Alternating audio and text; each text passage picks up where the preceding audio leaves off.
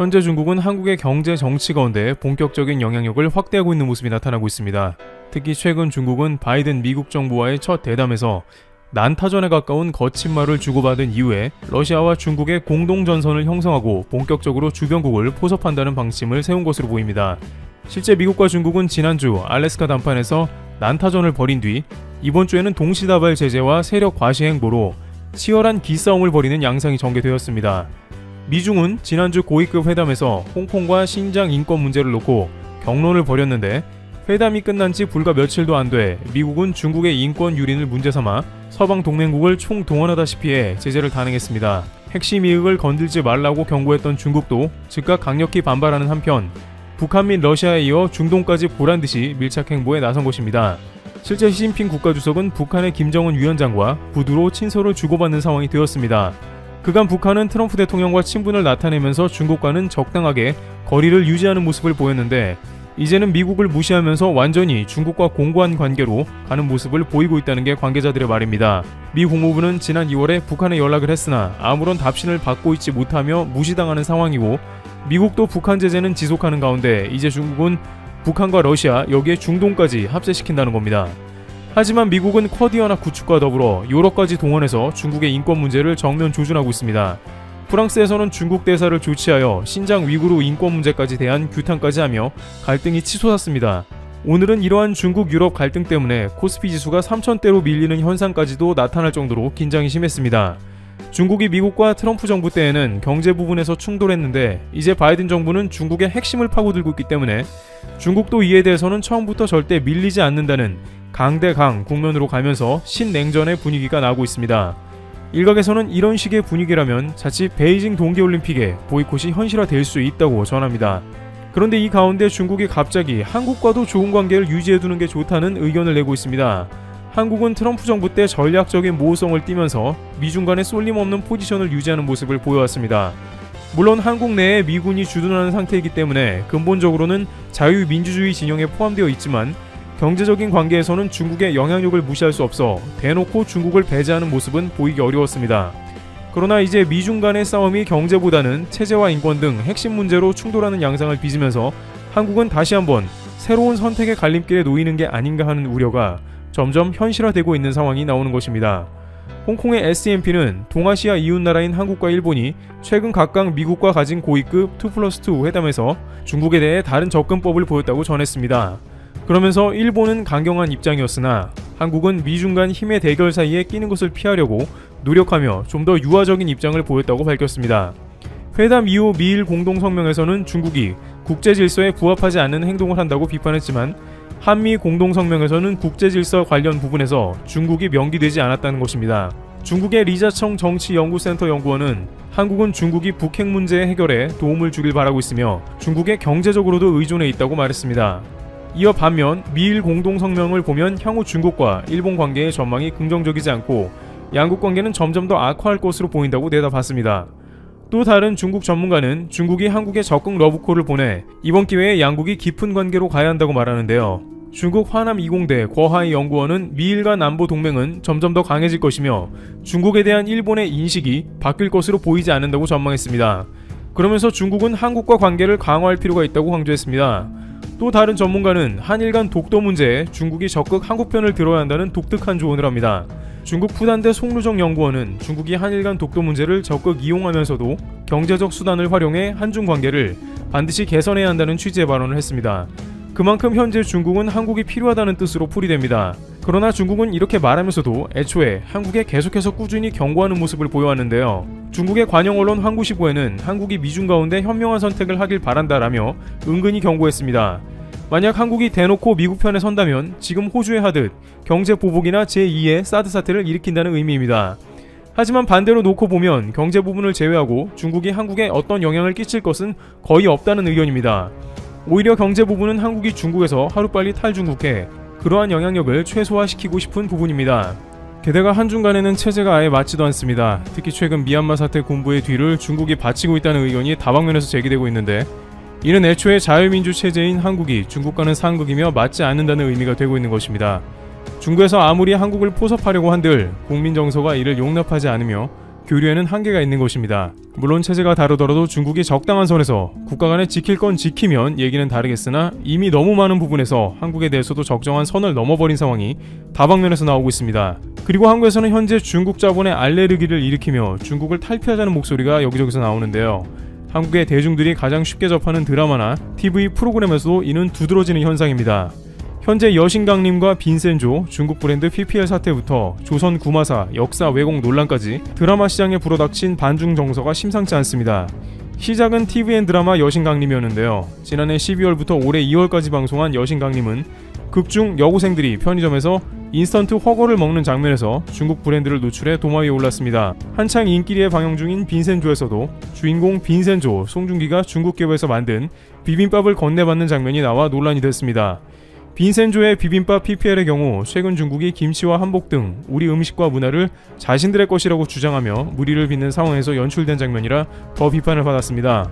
해당 제품은 중국 브랜드가 내수용으로 만들었지만 청정원이 원료를 납품하는 것으로 알려졌습니다.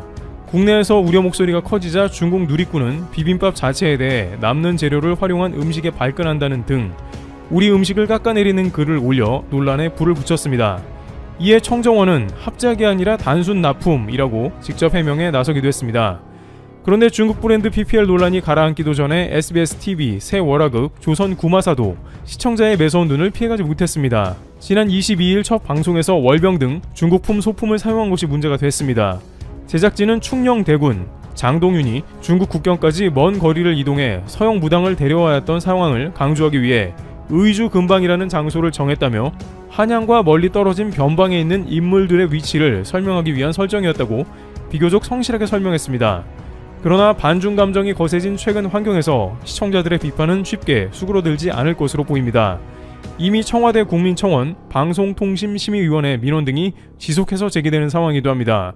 방송가에서는 제작비 조달을 위해 PPL 등은 어쩔 수 없는 부분이라는 반응이지만 반중 정서가 극대화한 상황에서 제작진이 좀 더 디테일에 신경 써야만 한다는 의견이 지배적입니다.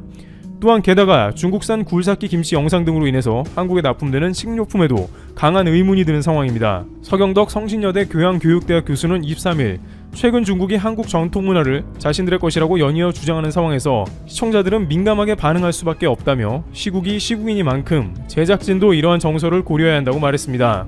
그는 그러면서도 물론 우리가 감정적으로만 대립해서는 해결이 되지 않는다.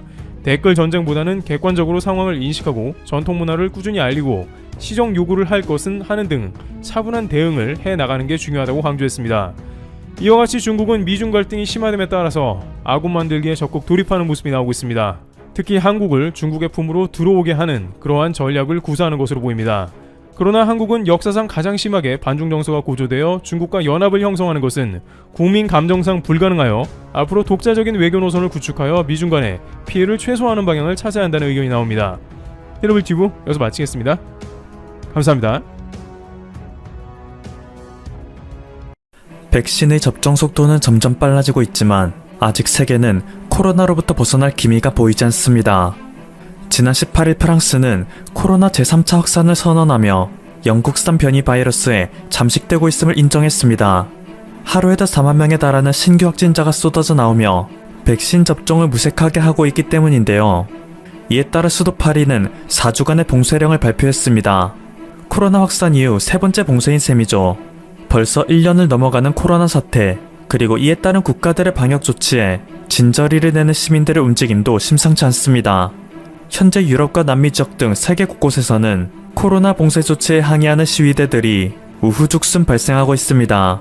미국의 경우 대표적인 휴양지인 플로리다주가 최근 백신 접종을 빌미로 노마스크령을 내리자 전국 각지에서 관광객들이 몰려오는 광란의 파티가 열렸는데요. 이에 따라 하루 확진자 수가 5,000명을 넘기며 통제불능 사태에 빠지자 뒤늦게서야 야간 통행 금지령을 내리는 행보를 보입니다. 이와 대조적으로 워싱턴의 한 고등학교에서는 음악 시간에 학생들을 1인용 텐트에 집어넣어 수업을 진행하는 극단적 방역을 보여주기도 하죠. 이 사진을 본 미국의 네티즌들은 두 진영으로 갈라져 싸우고 있습니다. 방역을 찬성하는 이들은 이것이 당연하다 두둔하지만 반대편에서는 아직 10대밖에 안 된 아이들을 겁쟁이로 키우는 미친 수업이라며 비난하고 있습니다. 그 어느 때보다도 사람과 사람이 서로 분열하여 대립하고 있는 안타까운 상황인데요. 이런 와중에 이 사태를 촉발한 장본인은 엉뚱한 소리나 하고 있어 비판대에 오르고 있습니다. 지난 21일 중국 관영 매체인 환구시보에서는 중국 질병예방통제센터가 코로나19에 대해 코로나19는 앞으로 인간과 공존할 가능성이 매우 높다 라는 발언을 했다 보도했습니다. 그러면서 이것은 마치 톰과 제리의 관계와 유사하다 라고 덧붙이기까지 했는데요. 중국에서 발발한 바이러스를 미국의 애니메이션에 빗댐으로써 은근슬쩍 중국 책임론에 물타기를 하려는 의도로 분석됩니다. 이렇다 보니 전 세계의 중국 혐오 현상은 갈수록 더욱 심화될 수밖에 없는 것인데요. 얼마 전 미국 애틀랜타에서 발생한 한 사건은 이러한 불똥이 괜한 이들에게까지 퍼지고 있다는 것을 보여주어 소식을 들은 이들로 하여금 안타까움을 자아내고 있습니다. This is 1916 Penang Road. Repeat the address. Yeah, could in the library right now, so can help me come. Okay. Repeat the address. 1916 Penang Road. We need to hide him right now. They have a gun. They have a gun, he said. You have a description of him? Did you see him? Oh yeah, it's a white guy. A white male? What is he wearing? I don't know. Pretty cover. 애틀랜타 총격 사건 발생 당시 현장에 있던 여성이 경찰에 신고 전화를 한 녹취록입니다. 21세 백인 남성 로버트 에런 롱은 평소에도 자신의 SNS에 중국인을 혐오하는 글을 남기던 극단적인 남성이었습니다. 그는 애틀랜타의 마사지숍에 들어가 총기 난사 범죄를 저질렀고 범행 이후에는 아무 일도 없다는 듯 태연하게 현장을 벗어나는 모습을 보였습니다. 그는 이후 부모의 신고로 인해 경찰에 체포되었지만 그의 범행으로 인해 무고한 8명의 희생자가 발생되고 말았는데요. 이 중 4명이 한인으로 밝혀져 국내에서도 큰 파장을 일으키고 있습니다. 63세 유영애 씨는 지난해 코로나19로 인해 해고되어 약 1년간 무직 상태로 이것저것 전전하다 이번에 간신히 일자리를 다시 구해야 했습니다. 그의 아들인 로버트 피터스는 기뻐하던 엄마의 얼굴이 아직까지 생생한데 대체 우리 엄마가 무슨 잘못을 한 것이냐 오열했습니다. 69세의 김순자 씨는 1980년대 미국으로 이주한 후 군부대 식당 설거지, 편의점 청소 등을 전전하던 여성입니다. 먼 타지에 와서도 한국에 대한 애국심은 투철하여 한국이 IMF 외환위기로 몸살을 앓을 때 그녀는 한국의 아이들을 돕는 비영리 단체에 그녀가 어렵게 모은 돈을 선뜻 내어주었습니다. 좀 더 나은 삶을 위해 아메리칸 드림을 쫓아온 그들은 한평생 갖은 차별에 시달리면서도 그들의 삶을 살아갔고 각자 나름의 터전을 일구고 있었습니다. 하지만 결국 인종차별 범죄의 희생양이 되고 말았기에 그들의 사연을 들은 한국인들은 분노하고 있는 것입니다. 그런데 용의자 체포 직후 애틀랜타 경찰이 보인 행보는 황당하기 그지없었습니다.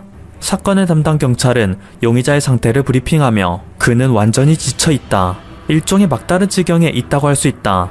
어제는 그에게 정말 나쁜 날이었다. 라는 마치 그를 옹호하는 듯한 발언을 하였습니다.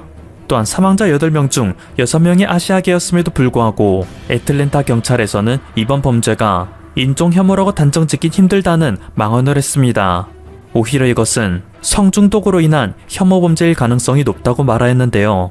총기 난사가 발생한 스파업소가 퇴폐 영업을 했을 가능성에 무게를 둔 발언이었습니다. 그러자 현지 한인회가 크게 반발하고 나섰습니다. 애틀랜타 도심 한가운데 있으며 미국 경찰들의 단속이 얼마나 극심한 지역인데 이러한 사정을 다 알고 있는 경찰 당국이 이곳을 퇴폐업소라고 이야기하다니 기가 찰 노릇이다 라며 분노하였습니다. 애틀랜타 현지의 소식이 지속적으로 전달되며 한국 네티즌들의 분노는 극에 달하고 있습니다. 한인의 피해가 큰 이유 때문이기도 하지만 이 사건에 대한 반응이 저번 BLM 사태와 너무 극명하게 다르기 때문이라고 하는데요. 흑인에 대한 차별이 발생했을 때와 아시아인에 대한 차별이 발생했을 때 세계의 분위기가 너무 다르다 분통을 터뜨리고 있습니다. 실제로 미국의 퓨 리서치 센터에서 조사한 바에 따르면 미국인의 46%는 미국 내에서 흑인에 대한 차별이 많이 있다 답변했습니다. 그런데 아시아인에 대한 차별이 존재하는가 라는 질문에 대해 그렇다고 답변한 미국인은 겨우 27%밖에 되지 않았습니다. 미국의 CNN에서 보도한 바에 따르면 코로나19 사태는 세계 전역에 잠재되어 있던 아시아 혐오 현상을 대놓고 표출시키는 계기가 되었다 하죠. 흑인을 차별하는 행위는 오랜 기간 동안 금기시되어 왔지만 아시아인에 대한 차별은 사회 전반에 퍼져 있음에도 그 누구도 지적을 하지 않았던 것이 현실입니다. 오히려 한국, 일본, 중국 등 아시아에서 경제 강국들이 속출하자 이것에 거부감을 느낀 백인들은 아시아를 일만 할 줄 아는 창의성 없는 기계라며 은근히 무시하는 스탠스를 계속 취해왔었죠. 이것은 기본적으로 열등감을 기반으로 한 차별이었습니다. 한국의 아이돌 스타를 향해 화이트워싱이라며 열등감을 버리라 조언하던 백인들 역시 그 속에는 자신들이야말로 한국 스타들에 대한 열등감을 갖고 있었던 거죠.